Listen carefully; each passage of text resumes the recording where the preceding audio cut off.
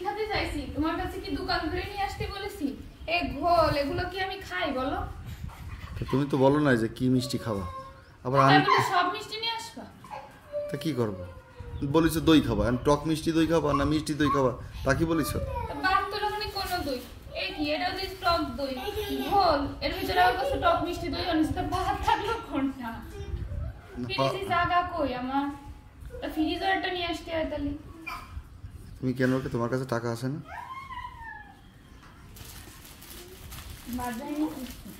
হ্যাঁ পাউরুটি আনছি, পাউরুটি দিয়ে ওই যে সন্দেশ আনছি। মানে মিষ্টির কথা বলেছি, দোকানে যা যা মিষ্টি ছিল সব বইরে নিয়ে আসো।